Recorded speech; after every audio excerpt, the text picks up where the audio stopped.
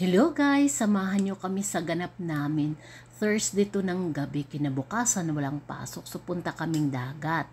Mamingwit kami. Bago kami puntang dagat, syempre magpagasolina tayo. After namin magpagasolina, punta na tayo doon sa destination natin. Habang papunta tayo doon sa dagat, may madaanan tayong fitness gym malaki. Ito yung paloob na ng dagat guys. Dito na tayo. Nandito na tayo sa parking area. Natagalan kami kasi yung naiwan na lang is for handicap. Hindi naman tayo pwede dyan, makamulta tayo. Naghanap kami hanggang nakahanap kami ng parking. So eto na, simula na yung laban natin guys. Hakutan time na. Ang dami naming bit-bit guys. Kanya-kanya kami. Sa kanya, yan din yung mga upuan, yung bag niya punong-puno yan ng mga parapernalyas niya sa pangisda. Ito naman sa kanya yung bola, pagkain, yung iba at saka yung popcorn niya, hindi mawala. Ito, habang papalakad kami doon, papunta sa puntahan namin, smile-smile muna kami kahit nabibigatan. Camera is live, kumbaga. Diyan tayo pupunta sa madilim na parte na yan. Kasi dyan yan malapit na talaga yan sa dagat. Daming tao guys kasi family time. Habang nandito na kami, chinek niya kung pwede ba talaga kasi napakahangin talaga. Sabi niya kaya yan. So nilagay muna namin yung bitbit namin kasi kailangan naming balikan yung ibang gamit. Ayan na, pabalik na kami, galing kami doon sa sasakyan. Kinuha yung mga naiwan. Ito yung mga pamingwit niya, yung iba sira, ayusin daw niya. Marami kaming dinala kasi meron siyang kaibigan na pupunta. So, andito na kami. Iniwan pala namin yung anak namin nagbantay dyan. Kaya pagkatapos namin nandyan na, ayun na siya. Nag-warm up muna siya sa bola niya kasi bola yung dala namin. Actually, may mga ibang bata pero hindi naman niya kalaro, hindi niya kilala. So, siya lang mag-isa. At saka kung pwede rin mag-rent ka dyan ng bisikleta. 20 to 25 real ata every 3 hours, depende sa laki. Pero bola lang yung aliw niya dyan.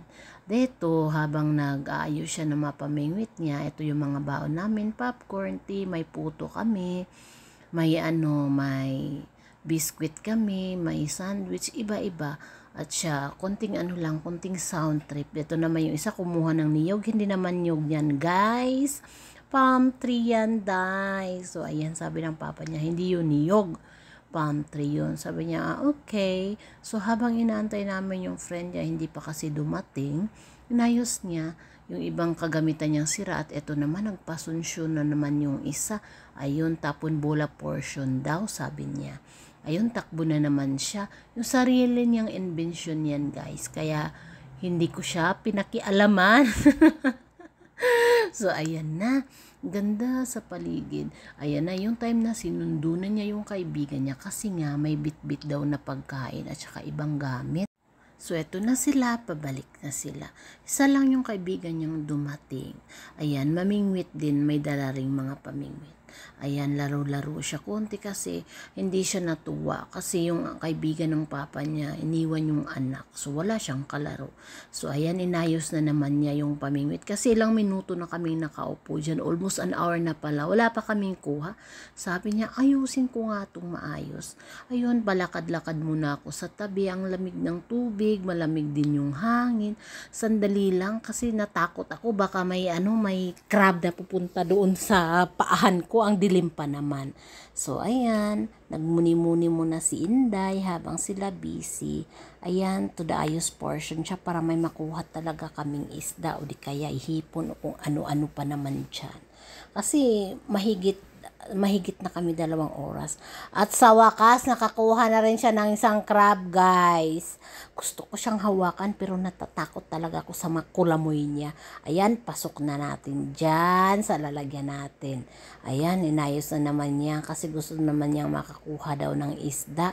Sabi ko, ayan na, hindi ka nagkamali, nakakuha ka rin. Ayan na naman. Siyempre, pasok natin sa lagayan. Baka babalik pa yan sa dagat.